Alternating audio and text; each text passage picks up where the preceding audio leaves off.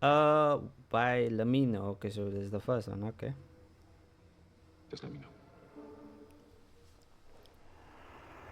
Malaysia Airlines led to a multinational search effort in Southeast Asia and Southern Indian Ocean that became the most expensive search. By the way, do you know this because what's your PC specs? Do you know this because like, cause I remember you said you like you somewhere in Asia. I'm not gonna say where, but do you know only of this because for some reason I don't know about this flight. Good morning. MH370, standby.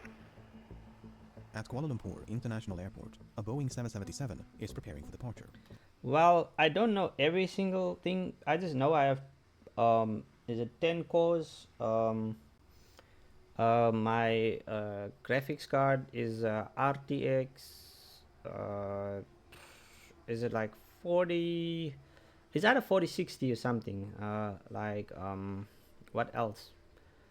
Uh, I will have to kind of like that, so I can look at the specs. But yeah, I only know about this cause this channel. Oh, Malaysian 370, best level. 370, we are ready, requesting level 350 to Beijing. Malaysian Airlines Flight 370 is a daily passenger flight between Kuala Lumpur, Malaysia and Beijing, China. 370, 3 to right of takeoff. Nice. 6 right, Captain Malaysia 370, 42 minutes past midnight, Flight 370 is given clearance to depart. On board are Captain Sahari Ahmad Shah, First Officer Farik Abdul Hamid, 10 cabin crew members, and 227 passengers. Number control, Malaysian 370. Malaysian 370, number radar, good morning, time flight level 250. Morning, level 250, Malaysian 370. sorry. Malaysian 370, time flight level 350. Level 350, Malaysian 370. Less than an hour into the flight, the plane is cruising over the South China Sea at an altitude of 35,000 feet. The night sky is clear, and the weather is calm. Flight 370 is then instructed to signal air traffic control in Ho Chi Minh, Vietnam, as it is about to enter Vietnamese airspace. The flight controller in Kuala Lumpur says goodnight, with no sign that anything should be amiss. Malaysian 370, maintaining level 350. Malaysian 370. Malaysian, it's 370, maintaining level 350. Malaysian 370. Malaysian 370, contact Ho Chi Minh 120.9. Good night. Good night, Malaysian 370. 1 minute and 43 seconds later, the aircraft suddenly vanished from radar screens at Kuala Lumpur, Ho Chi Minh, and Bangkok.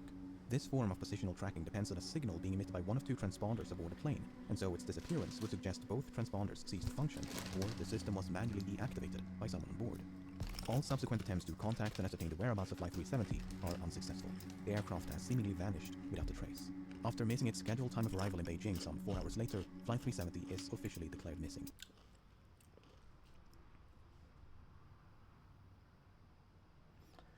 Sorry. I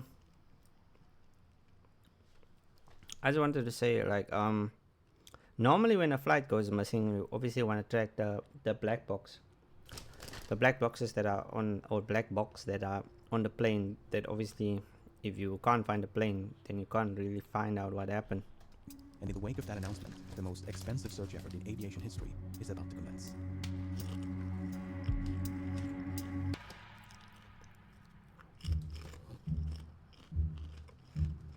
The search was initially concentrated around the location of the flight's disappearance between the South China Sea and the Gulf of Thailand. The search area was soon expanded, however, after the Malaysian military disclosed additional information. Unlike the radar system employed by air traffic control, long-range military radar does not rely on transponders but use reflectance to track the position of aerial targets. A review of the data collected by the Malaysian military revealed that the moment of the contact with Flight 370 was lost, the aircraft had deviated from its scheduled flight path with a subtle turn to the right, followed by a prolonged turn to the left. The aircraft had then flown back towards and across the Malaysian peninsula before turning right near the island of Penang. It maintained this northwesterly heading until it escaped the radar's coverage. Over the next few days, the Strait of Malacca, the Andaman Sea, and the Bay of Bengal was scoured by a multinational fleet of aircraft and vessels, but there was no trace of Flight 370. Meanwhile, investigators began to analyze the aircraft's satellite communication records. Like all modern airliners, Flight 370 was equipped with a satellite communications terminal, or SATCOM, to send and receive transmissions to and from the ground. Prior to departure, the SATCOM terminal had logged onto the satellite network and established a connection with a ground station in Perth, Australia. That station then maintained a detailed record of all the incoming and outgoing traffic between it and Flight 370. This is what it contained. Prior to the flight's disappearance over the South China Sea, everything appeared to be working as intended. Then, at some point during this portion of the flight, the SATCOM link was severed. For whatever reason, the terminal ceased to respond. But 3 minutes after the flight vanished over the Andaman Sea, the terminal requested to log back onto the network. The SATCOM link was successfully re-established and was not disrupted again until nearly 6 hours later, when the flight is presumed to have crashed due to fuel exhaustion. During these final hours, 2 attempts were made to contact the plane via satellite telephone. Both calls were acknowledged by the SATCOM terminal and would have been routed to the cockpit. Yet, they went unanswered. The terminal had also responded to 5 automatic status requests.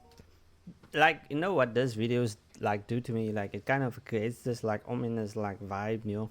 Because like I see the video there, why search for this particular plane has been restarted. So like maybe they found new evidence. So I'm assuming in this video, the reason why is they never actually found the plane. But yeah, and that's what we're about to find out also, like how and why they can't find it. In short, if the ground station had not heard from the aircraft in over an hour, it would transmit a signal to confirm the terminal was still online. While these transmissions did not contain any information about the flight's position, investigators were able to measure the distance between the satellite and the aircraft at the time of each transmission, based on how long it took those transmissions to be sent and received. This generated 7 rings of possible locations, from which 7 of these transmissions are thought to have originated. By taking fuel consumption, speed, and other factors into account, flight path analysis indicated the most probable origin of the final transmission to be somewhere along this arc in the southern Indian Ocean. The search effort shifted accordingly, Yo, and as the region fell within the math you would have to do, like, but obviously this is obviously just like on a technology they already have, but I'm saying before they could do this automatically and like with like computers and stuff, someone had to manually do their calculations, which is kind of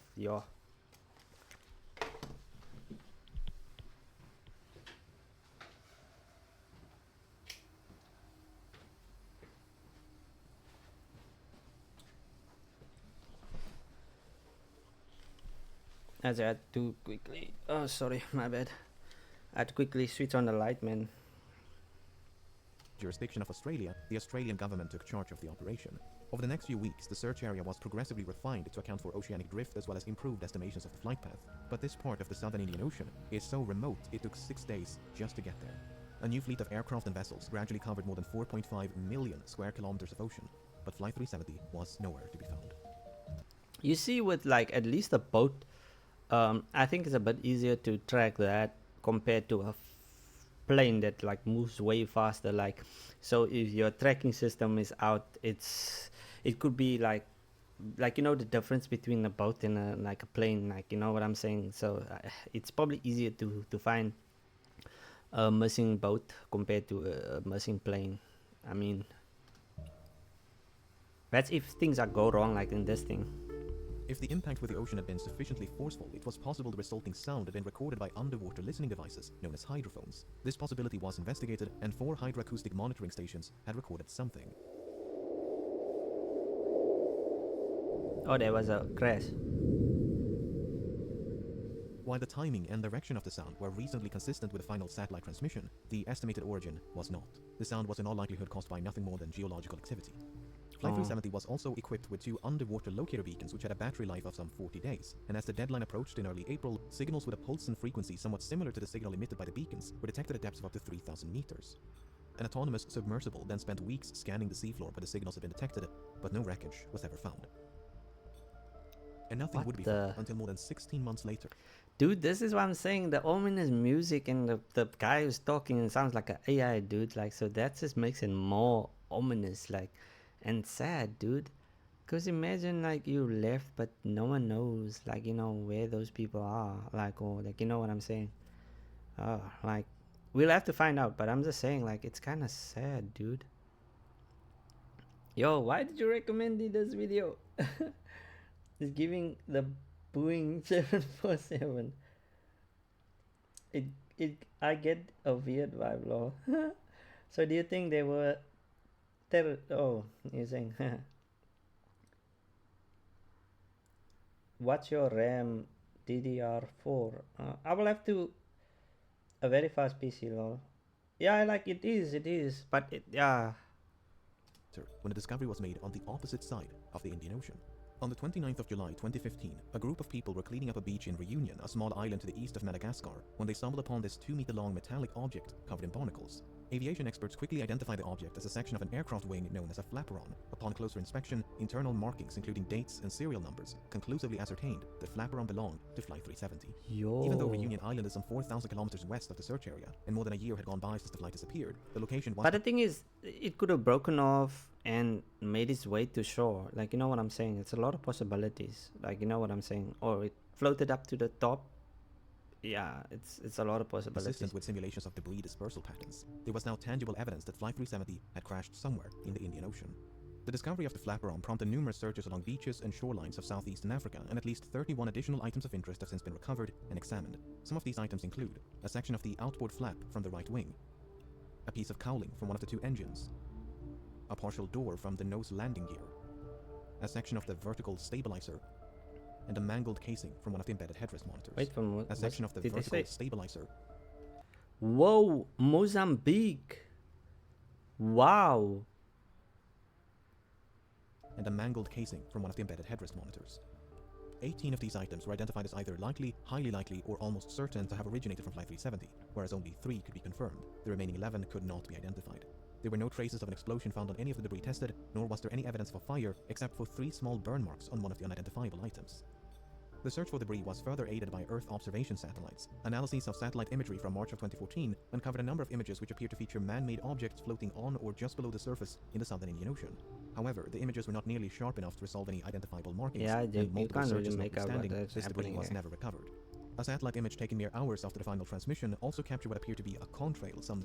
Dude, this seems like, yo, if someone could solve this mystery, it would like, yo, like no wonder this video has like millions of views, because people are all wondering the same question. 29 million views, dude. That's crazy. Crazy. Let me see this person's channel. 5.87 million. Oh my word, this is, guys, this release bangers, bro. distance away from the search area. A later analysis, however, concluded it was most likely a shadow from a somewhat linear cloud formation. How long do you The think underwater the portion flight of the search lasted continued till for the jet months and fuel ran eventually out? years before it was finally suspended I actually have not even noticed. Like, we will have to like probably listen. This video is giving in early 2017, by which point some 120,000 square kilometers of seabed had been scrutinized. The search effort was then resumed. a lot of people are probably wondering why they would stop searching. It's just money, bro. Like resources that you could use to find other stuff, because it's like a cold case. You can one day, if you find something, you can probably like open the case again, but like if you can't find something, it's probably better to just save your resources and spend it somewhere else. By an American salvage company known as Ocean Infinity, but after more than a year of searching, they too came up empty-handed. Unless the final resting place of Flight 370 can be located, it may be impossible to determine exactly why it crashed. Nevertheless, there have been no shortage of theories. What are some of those On the theories? day of the disappearance, 2 of the passengers raised suspicion as they had boarded the flight with stolen passports, which immediately prompted concerns of a hijacking. But investigators were unable to link the 2 men to any terrorist organizations, and soon determined they had traveled under false identities because they were seeking asylum, not due to any nefarious intent. Similar suspicions were raised when one of the passengers were... Now this is raising a question, not to be like insensitive or something, or is there a movie of this? Because like it would be interesting to see if there's actually a movie. identified as a flight engineer, who might have possessed the necessary expertise to take control of a Boeing 777. Usually you would have enough fuel in your reserve to just like maybe if something goes wrong, you can maybe like land somewhere safe.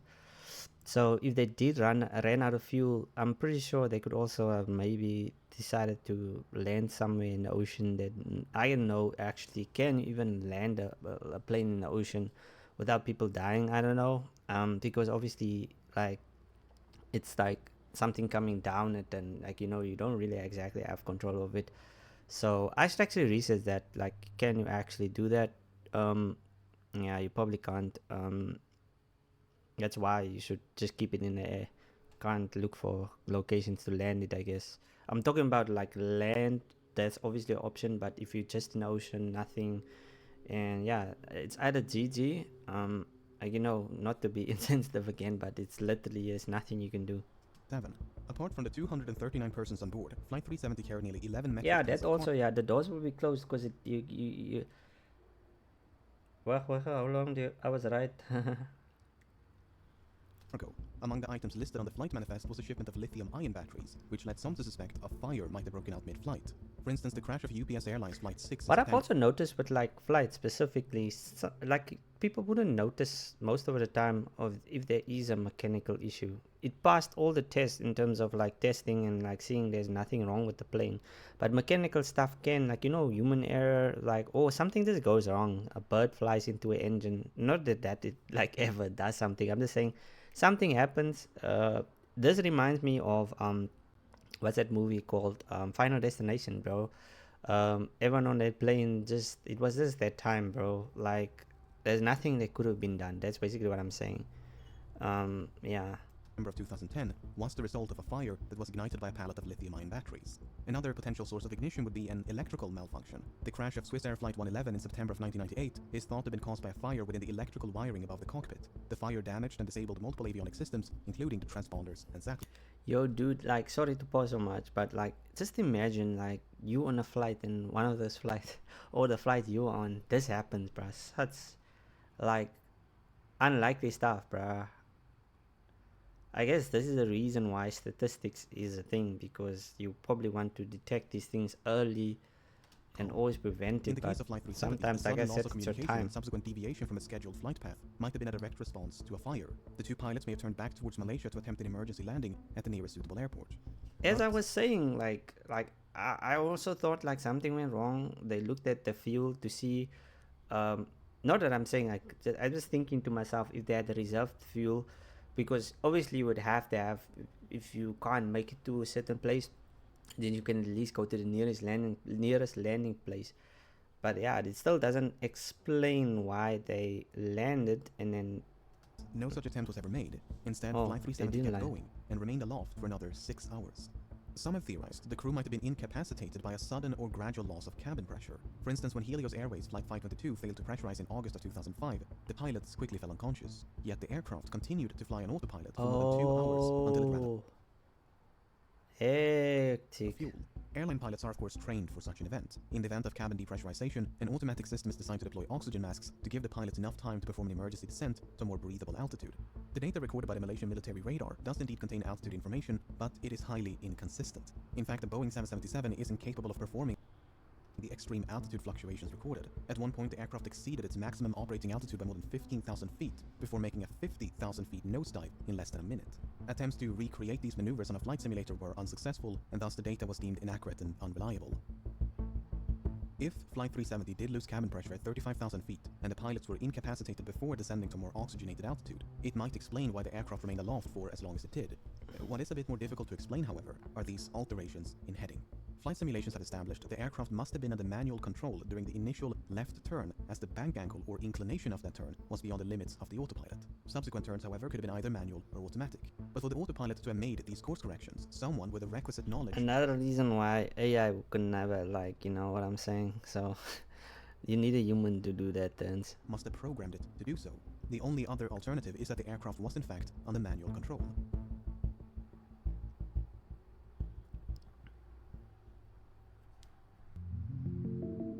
In late June, Okay, let's just see. Okay, so pilot chief suspect. Okay, pilot. Sorry, Bajo. Pilot chief suspect in case of foul play. Captain of missing flight identified as prime suspect. Malaysian police investigation names this. June of 2014, several news outlets reported that a special investigation had identified the captain of Flight 370 as a prime suspect. A search of the captain's home uncovered a flight simulator which supposedly contained a suspicious route which ended in the southern Indian Ocean. At the time, there was no official acknowledgement that such a route had been recovered, and a lengthy public report issued by the Malaysian government in 2015 made no mention of such a discovery. Then, in 2016, confidential documents pertaining to a forensic examination conducted by the Royal Malaysia Police in May of 2014 was leaked to the media. These documents made it clear that such a route had not only been recovered, but thoroughly examined. Soon thereafter, the Malaysian government confirmed the existence of this simulated flight path, and this is what it looks like. It should come as no surprise that many regard this as damning evidence of premeditation, but according to investigators, it is not quite so evident. The data recovered consists of 7 coordinates, 2 in Kuala Lumpur, 2 in the Strait of Malacca, 1 in the Bay of Bengal, and 2 in the southern Indian Ocean.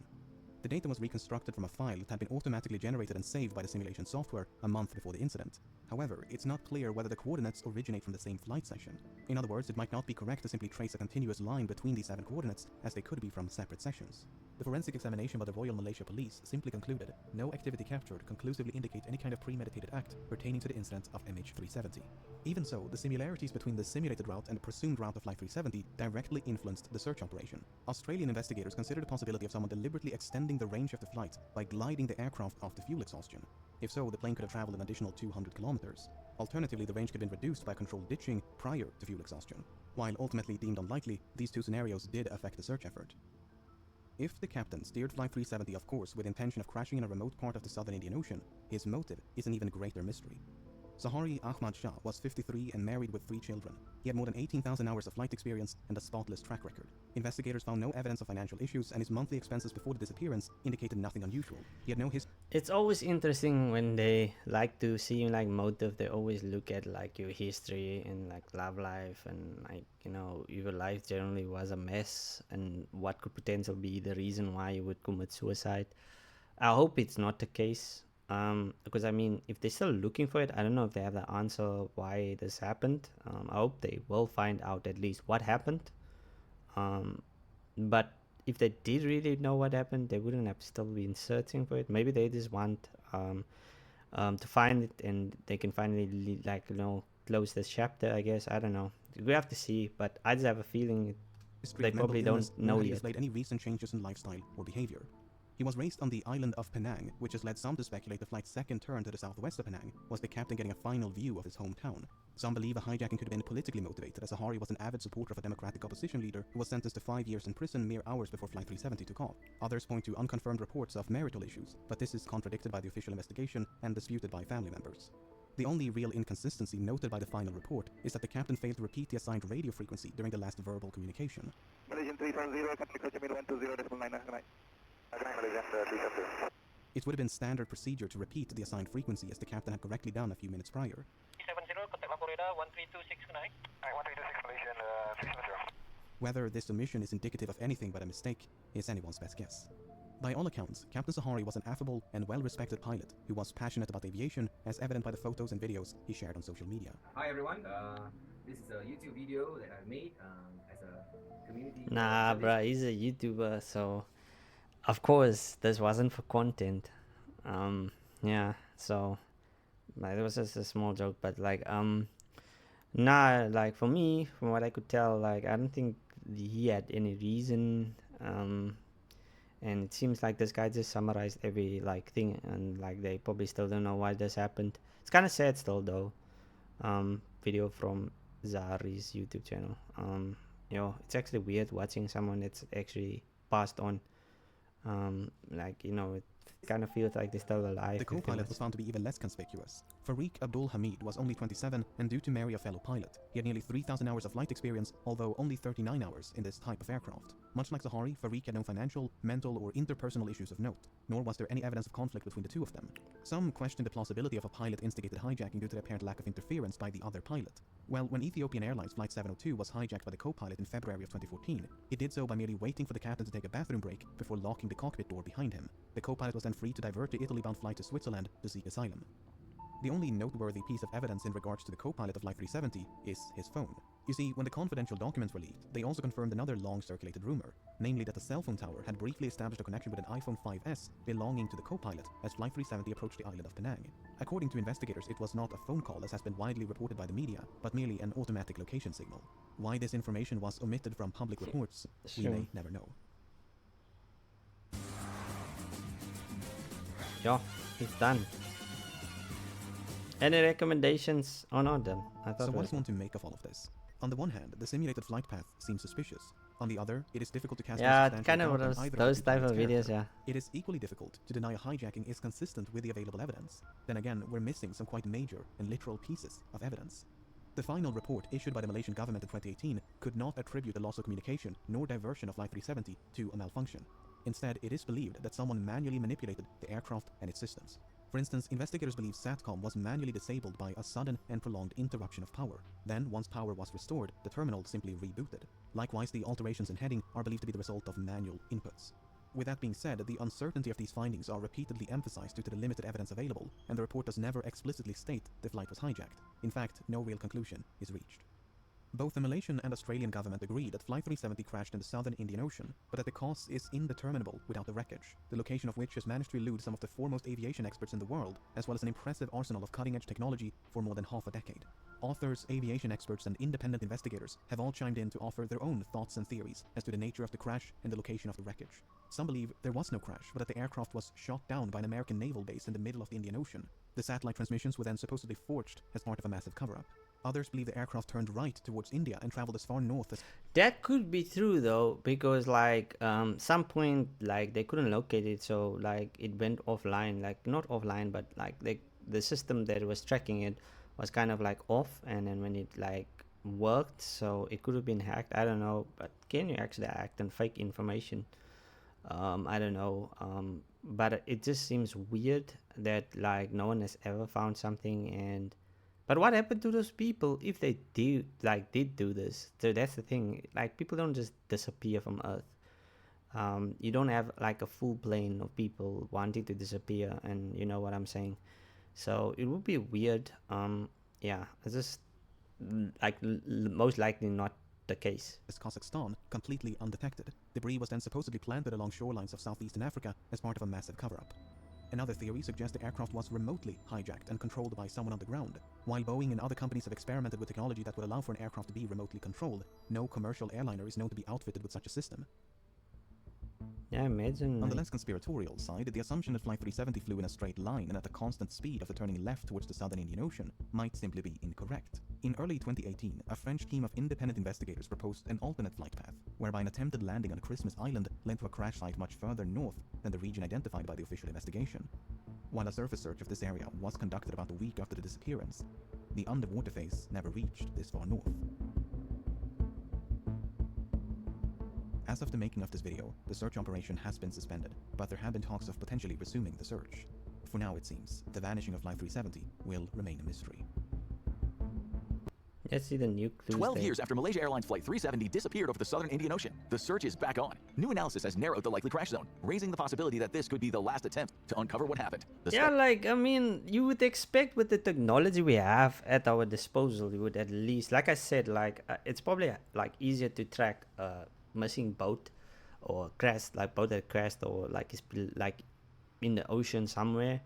A shipwreck, it's obviously like, I don't know, it seems like it's easier to track than a plane, bro, because like it relies on geolocation, like, or I don't know if you call it geolocation, but the point is like it's something that you can manipulate the information, like they said, potentially hack it and what the other thing is also when it crashes, the speed it moves, like the last location could, like, you know, could potentially be out by like, let's say a few meters, and because of that, like, you know, ocean moves, it's just a whole lot can go wrong. Like, point is like, yo, this is scary stuff. It's sad and scary, and like, yo, like, how does a plane just disappear, bro? It's like the Bermuda Triangle, but at least you get like what happens there, like people know what happened to the plane because of black boxes. But if you can't find a black box, Special sea exploration company Ocean Infinity officially restarted the search for MH370 in late December 2025. This isn't a wide check everything plan like the ones from before. It is specifically aimed at a certain spot on the seafloor. After years of research and data analysis, the mission focuses on a newly discovered area in the southern Indian Ocean. The company's main ship, the Armada 8605, reached the search spot in early January 2026, loaded with underwater drones. And what makes this new search really special is the no-find, no-fee deal made with the Malaysian government. Under this agreement, the government will only pay a fee of up to $70 million if the company actually finds the wreckage or the flight recorders. This shows Ocean Infinity's belief in the new data. Using the calmer weather of the southern summer months, the team plans to revisit sections of the area that were previously missed or deemed too difficult to search. On the night of March 8, 2014, Malaysia Airlines Flight 370 moved onto the runway at Kuala Lumpur International Airport, bound for Beijing. On board were 227 passengers from 14 different countries, along with a crew of 12. For the first again, with that theory that I was said, like, so many people, no one would agree to just like disappear off the planet unless you know what I'm saying. So like, highly unlikely that they went somewhere and no one spoke, no one saw anyone, and like, you know, so I do believe that it crashed. Like, it's probably a fact that it crashed, but again, we don't know. 40 minutes but the thing is, what am I saying? There was literally pieces of the plane, so it isn't like, you know what I'm saying. It can't not have crashed, but at the same time, 3 pieces were tied to, and not like all, like 11 wasn't. So did I get the facts wrong? But all I know is like 3 could be tied to the plane, and the rest was just like not compatible. So yeah, I don't know.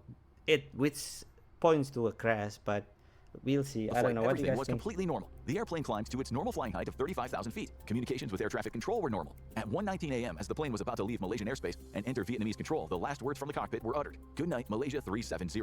And then the plane made a sudden turn. Seconds after that last radio message, the plane's transponder was turned off on purpose. The airplane disappeared from the screens of air traffic controllers. However, military radar told a much more sinister story. Instead of going toward Beijing, the plane made a sharp, quick left turn. It flew back across the Malay Peninsula, went around the tip of Sumatra, and headed northwest toward the Andaman Sea. It finally disappeared from military radar range at 2:22 a.m., far over the ocean with no radar. And This shows that the person knew where exactly they could like get out of range. You know what I'm saying? Like, I mean, you as a flight, like as a pilot, you would have to know this, like where exactly like you would lose range and people wouldn't able to track you if you switched off this. So that does raise the question, like that maybe the pilot was in on this, and I don't know, bro. But what does he get out of this? That's the thing. What does he get out of this? Because something went wrong. no radio contact. The world thought the plane was gone, but hidden signals left a trail across the sea. A small satellite data unit on the airplane kept working. For the next 6 hours, it automatically sent handshakes or pings to a satellite circling over the Indian Ocean. By studying the time it took for those signals to travel, scientists figured out that the plane had turned south and flown thousands of miles. The data showed the flight ended. You when the see plane what I'm talking about? By the time they analyzed the data, the plane wasn't there anymore. So, like again, if the last known location before they lost any, if you go there, the plane would probably most likely not be there because it moves at such a high speed that by the time you get a location, it's not there. So, like, I mean, we've established that point, but I'm just saying, like, it's very difficult to track it. Like, ran out of fuel and fell into the water near a curved line on the map called the 7th arc. Over the years, ideas have ranged from a catastrophic failure to a ghost flight where the crew and passengers passed out from a sudden loss of oxygen. Some investigators have pointed to the captain, noting that a home flight simulator he owned had a deleted flight path that ended in the southern Indian Ocean. Yet without the wreckage, none of these ideas could be proven. The official 2018 report said the plane was turned on purpose, but investigators admitted they simply didn't know who did it or why it happened. In the years after the disappearance, pieces of the crash started to show up on faraway beaches. For an aircraft of this size, investigators expected hundreds of fragments. Instead, fewer than 30 pieces have ever been confirmed. The small number tells investigators something unsettling. Most of the plane didn't break apart at the surface. The first major piece was found in July 20. This game, you're not ready for it. 15, on the shores of Reunion Island, a French area near Madagascar. It was a flaperon, a part of the wing used to control the plane's roll and lift. A special number inside the piece proved that without a doubt, it came from MH370. This find was the first real proof that the plane ended up in the Indian Ocean. After this, other pieces started washing up in Mozambique, South Africa, Tanzania, and Madagascar. how though? How, bro? Mozambique, South Africa. Sorry. These included parts of the engine cover, a horizontal stabilizer, and pieces from inside the cabin, like a closet door and parts of a seat. The Indian Ocean's currents play a critical role in interpreting the debris. Unlike the Atlantic or the Pacific, currents here Oh, are that shaped makes by sense seasons. though, because I was like, if it's this part of the area, then how does it end up here? Because isn't Malaysia, like they were saying, is somewhere here, right? But it's Asia, so maybe that side. But the point is, like, for it to travel maybe from that area all the way to here, it makes sense that, yeah. So as it moved past, it went to shore, and then some of the pieces probably moved here and then just get lost because, I mean, it can go anywhere from here. But yeah, you can still move along the shore or whatever.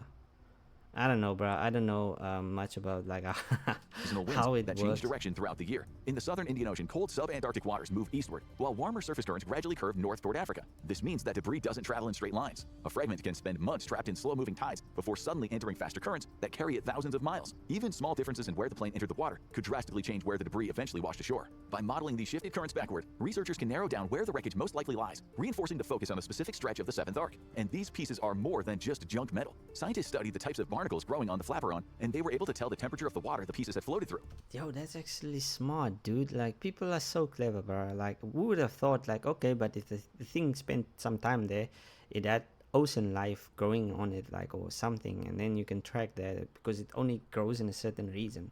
It's actually interesting also how people know where exactly that, like, happens. Yo.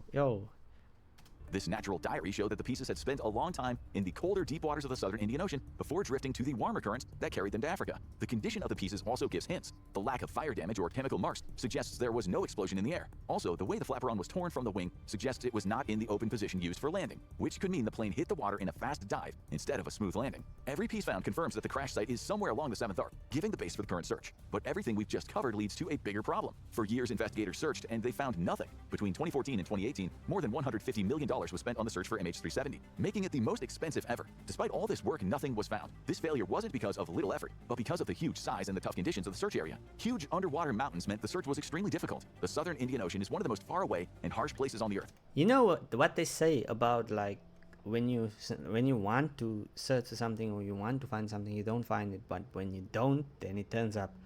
So maybe this is one of those cases where, like, if we don't search it, like, it will eventually, like, you know, evolve. That's also what happens with cold cases. Like, you know, sometimes it leads, like, the leads, like, go cold and you don't know where, and then years from now someone comes and says, like, finally present some new information, and then you can open the case again. But again, I think, like, the resources, man, look at how much money they spend. That's a lot of money, and they did find a bit information, but I mean, watching the video, they probably know more than they showing or, like, presenting online. But I mean, it's just scary, man. Like, like, like you said, a lot of families don't know what happened. You know, obviously they know that the people probably are most likely not here with us anymore, but it is crazy, man. Like, I can't watch those videos, bro. Like, like, I can, but it makes me sad, man. That you're alive. Some people didn't even make it past that night. The search area sits right in the roaring 40s, a zone famous for steady, strong winds and waves that can reach the height of a 4-story building. Below the surface, the ground is even harder. The seafloor is full of giant underwater volcanoes, deep holes, and sharp ridges. In some places, the water is 19,000 to almost 23,000 feet deep. Earlier searches used towed sonar tools or long cables pulled behind a ship. Because these cables were miles long, they were hard to move. If the plane crashed behind an underwater mountain, the sonar waves would bounce off of the top. If you think about it, 7 kilometers of water, like, from the top surface to the bottom, that's a lot of water, bro. How the flip are you gonna find, like, something?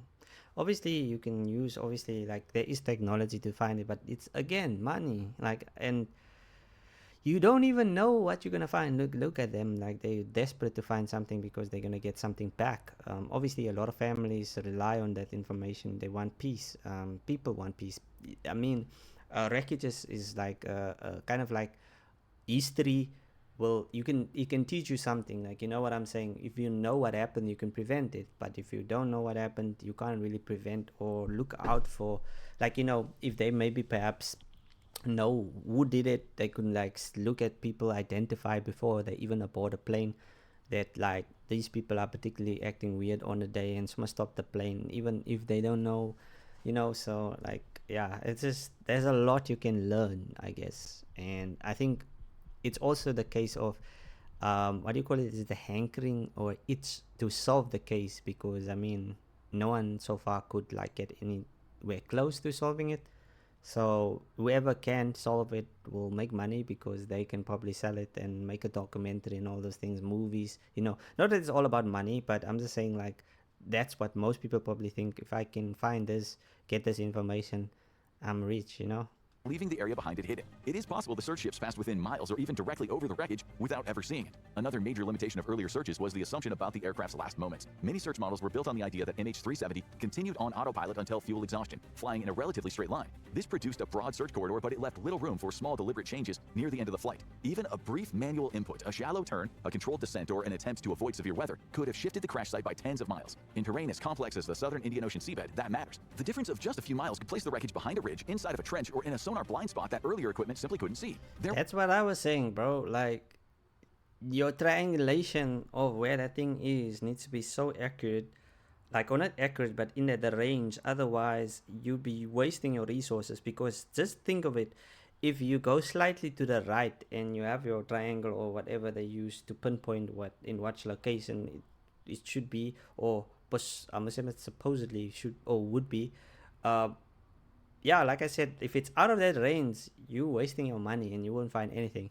So hey man, you need the smartest people on this planet to find this thing. There were also practical limits. Ships only could operate during certain seasons. Weather frequently forced pauses, and search vessels had to balance speed with coverage. In some areas, sonar scans were spaced wider than ideal to cover more ground quickly. These compromises were Luckily, like everyone's like goals are aligned. Everyone wants to, find the whatever happened, and and it's all in good spirits. And like I said, yeah, there are some people who are out there obviously for the money, but yeah, that happens. Because now the world is not perfect or clean or anything, but yeah, but basically what I'm saying is like at least they haven't given up, so that's a good thing. unavoidable at the time, but they left gaps. The current mission is designed specifically to return to those gaps, armed with better maps and far more precise tools. The 2026 search is completely I guess different. sorry, the other thing I want to say, like what I'm getting from this video, or like what he's saying, is like if they miss something, at least if you feel like you missed the areas, if you then go and look in those areas and still find something, find nothing, then at least you cleaned up that area, so you know it's not there. You know what I'm saying? So I guess that is good, like to go back and see, okay, we missed these areas. So it might take years by that definition of how they're going to do it, like search, and eliminate where it possibly can't be. And yeah, so that's kind of interesting. Because of two big improvements: better data planning and stronger robot technology. The most exciting is the use of weak signal propagation reporter. I didn't record. So if I ever want to make a video, I would probably have to download the stream and then make a video. So I will look at the quality. Maybe I can do that. Yeah, it won't probably be as good, but yeah, since yeah, I didn't record because I didn't know exactly. Like, let's see the stream first and see if there's any copyright and stuff like that. If there isn't any, then I will like maybe likely chop the video and upload it, even if, because at least the sound quality is good. You can excuse, I always say this, you can excuse like maybe video quality, but bad sound quality is worse. So yeah, hopefully like it's not as bad, because it doesn't sound bad to me, but yeah. Or WSPR technology, a worldwide network of low-power radio signals used by amateur radio fans. It's like a huge invisible web of radio waves covering the Earth. When a huge metallic object like a Boeing 777 flies through these signals... Sorry for speaking so much also, but I also realized what you said now is like, usually with like, when you're solving a mystery, you try to eliminate all the stuff that it's not, like, so by method of elimination, like they said. In science, we use deduction, which is like moving from the general to the specific. So if you eliminate everything in the general, so okay, these are the areas we've searched here, now we're kind of moving to a smaller specific place that we can get. So like you said, you're moving closer to the answer and not further away, but sometimes also moving, like when it feels like you're stepping, like you're taking 3 steps back and moving 1, that's also progress. Because yes, you may have like spent a lot of money, but at least you know more than you did yesterday, I guess. So yeah, and sometimes we like to tie like time to these things. Most investigations takes years.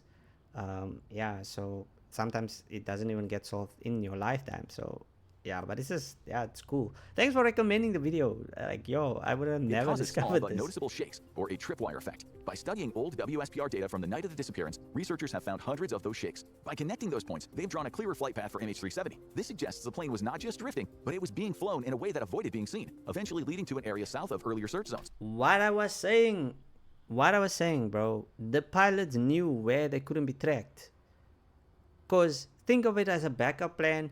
You can set off like trackers or whatever, but at the same time, people have technology to track, right? But one thing most people can't get around is technology has limits, right? So limits is, if you have a certain radius you can cover, like, okay, planes are here. There's a reason why you have to have this, because if you have planes constantly going, you need to be able to track when a plane's going to go into each other. That's why flight times are important.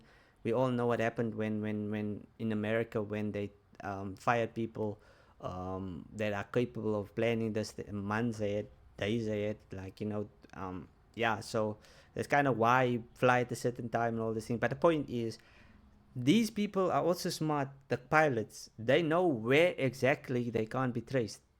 So, but again, if that is the case, why if you're gonna die, you know what I'm saying? So maybe I say if it's that theory, then something went wrong. Something went wrong, but they did say that something burned, so maybe they weren't aware of that. So they were aware of their fuel issues and where they're going and all those things, but something went wrong. Not everyone agrees on how much weight this data should carry, though. WSPR was never designed to track aircraft. It's a hobbyist radio system, not a surveillance network. The signal disturbances it records are extremely subtle. Critics argue that weather patterns, ionospheric conditions, or even unrelated aircraft could have potentially produced similar shakes. And because of that, some aviation experts warn against using WSPR as a standalone solution. They argue that it should only be used as a supporting layer of evidence, combined with satellite data, drift modeling, and radar records. Supporters counter that WSPR's strength isn't precision, but volume. The signals come from thousands of transmitters spread across the globe, creating a dense web of Oh data yeah, so then you can triangulate it. So if it was yeah, so you can take the average of that and it probably lines exists in up. 2014. You, just you, building your app. That's kind of like, because I was thinking about it, it can't be accurate because you're moving so fast and you have like, yeah, it's On base 44. like we all know like Describe it. GPS and stuff like that. It's not always accurate. We always know we have to calibrate those things. Any independent disturbances line up along the path, they argue that it becomes statistically harder to dismiss. In this search, WSPR isn't replacing earlier evidence. It's being used to refine it, narrowing where investigators should look, not claiming to solve the mystery on its own. At this point, there are no new theories left to test, only evidence left to find. Ocean Infinity is also using a technology called swarm robotics. Instead of one sonar tool on a long cable, they send out a group of Hugin Autonomous Underwater Vehicles, or HAUVs. These drones aren't tethered to the ship, they work on their own, diving deep to the ocean floor and moving in a matching pattern. They have higher quality sonar that gives picture-like images of the seabed. Because they can fly so close to the bottom and move around obstacles, they can look into the shadows that stopped the earlier missions. These drones can process data using onboard AI, which can tell the difference between a natural rock and a man-made thing like an airplane wing with amazing accuracy. At least there's one thing AI is good for. Finding the main wreckage would do more than just solve a mystery. It would provide the real truth of what happened in the cockpit. And What are people saying? Yeah, bro, it's a banger.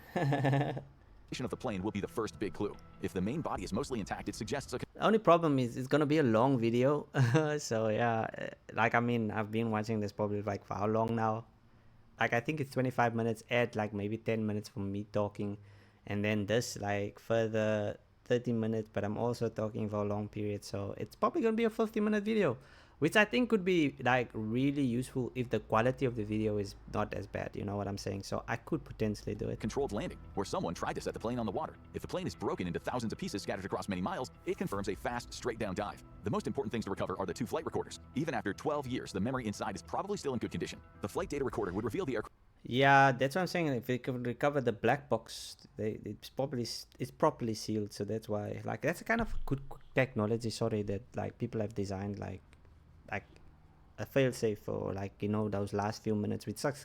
It's probably very sad, but it helps a lot in terms of like understanding what exactly happened. And just this got me thinking, like, imagine like only relying on sound, and you need sound experts, because what may sound for someone like it's like flames or fire that broke out, and then someone hears something else. So like it's amazing like how this just dude, this is crazy actually. Aircraft's exact condition, engine performance, fires, or electrical failures. The cockpit voice recorder, which only keeps the last 2 hours of sound, could capture the flight's last moments, including who was in the cockpit and what was said. Finding the plane could also stop the ideas that Okay, surround so it records, but like as it like, because it's only the last 2 hours, so if it probably there's something that triggers like the last two hours of recording.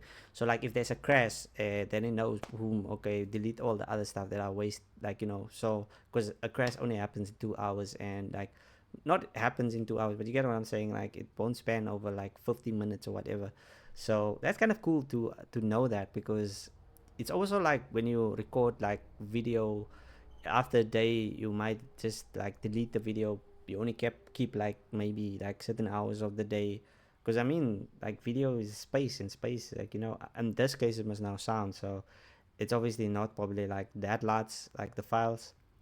But yeah, again, it's just, and they probably check that regularly to make sure there's no faults with that stuff. But at the same time, it's supposed to be stuff that you don't easily get to. So I don't know if that, but this raises a lot of questions, like actually, like how do they actually do that? Like yeah, but that's more on the technical side, and like, yeah. MH370 for over 10 years. It would end the guesses about the plane being stolen or taken to a hidden base or shot down. For families, this search has never really been about theories or technology. For more than a decade, they've lived without certainty. No wreckage site, no conclusive report, and no place to grieve. Many families have described the loss as Yeah, an it's open like wound. basically like these people can't move on. Like, it's like they know the people might be like dead, but at the same time it could be alive. If but I,